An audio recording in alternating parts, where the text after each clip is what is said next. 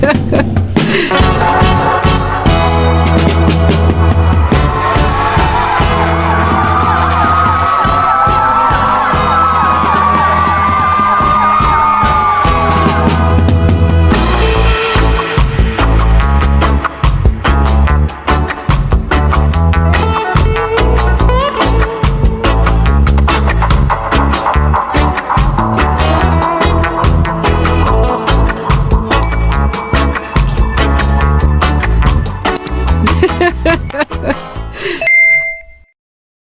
wholesome family, back at you with another wholesome video, trying to be a little bit more self-sustainable around the yard. All right, and today I'm actually about to plant some ginger. All right, and you would know that ginger is exceptionally great for the anti-inflammatory benefits that it brings.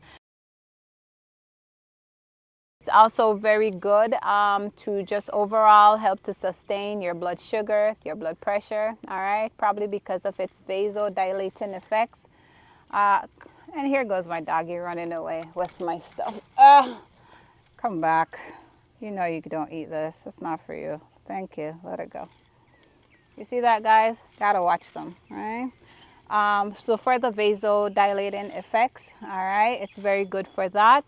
Other things is that it's very good for like stomach issues. So if you have like indigestion, you have like stomach pain, anything like that, it's exceptionally well. It would be good for like bloating. You had bloating or whatever we call gas, right? It's good for nausea as well. So if you're taking that flight, all right, and you don't want to do Zofran or anything like that, or you have issues with motion sickness, you could actually be doing some ginger tea. It's also good for people who actually go through chemotherapy. It's been known to help reduce the nausea that comes alongside that, as well as shark liver oil, by the way. I'm just putting that one in because shark liver oil is exceptionally great for that. And you could do some research on that as well for nausea related to chemotherapy, okay? And it's good for like arthritis, okay? My grandma actually drinks it a lot for that particular reason. She swears by it. It works well. So would be good overall in just managing as well for like migraine issues with like headaches if you have that.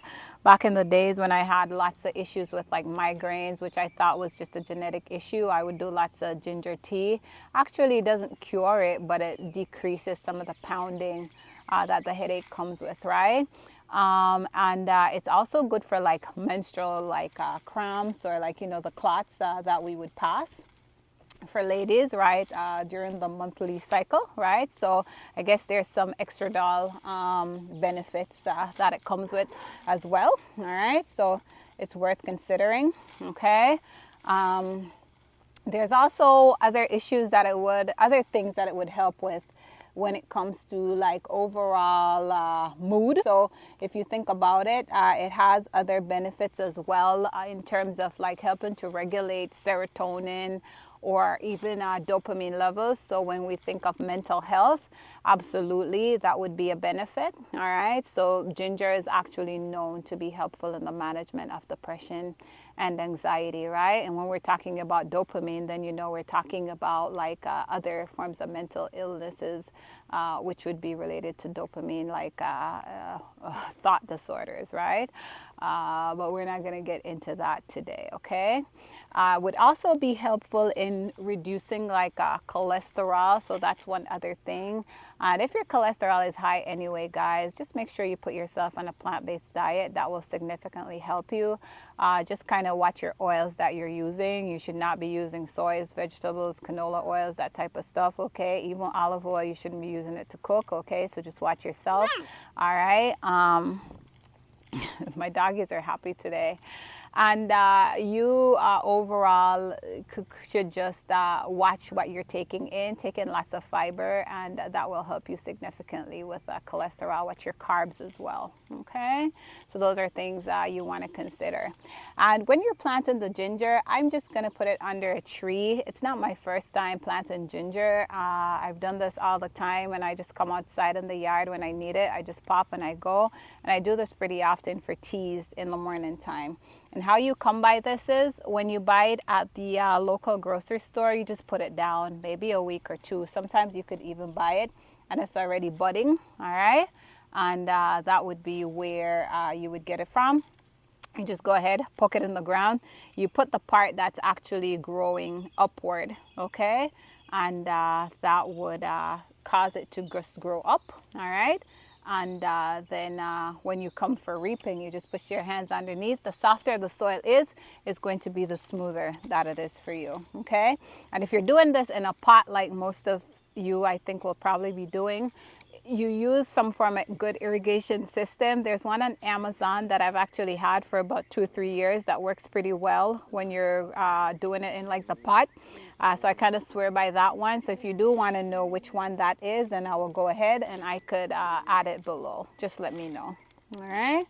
And I've weeded up most of this area so far, right? Gotta be careful with the weeds in the garden, okay? The weeds are very tricky in that they kind of stifle the growth of whatever it is you plant, right? So weeds are like clouds, right? They cloud over a sunny day, they cloud your mood, right?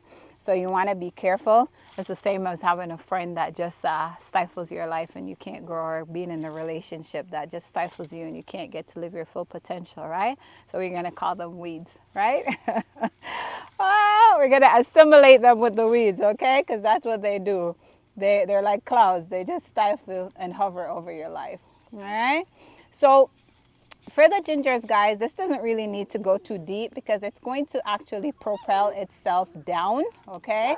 You just need to have the soil soft enough and then it will take care of itself, right? So I'm going to actually do it like this, all right? And it will grow upwards, okay? Going to do the same here. You think that you know, animals or insects may come along to disrupt whatever you are planting, then just go ahead and you could put like a small fence around the area, okay? And in a few short days, I will come back around and I will start to see like the sprouts kind of coming up, okay?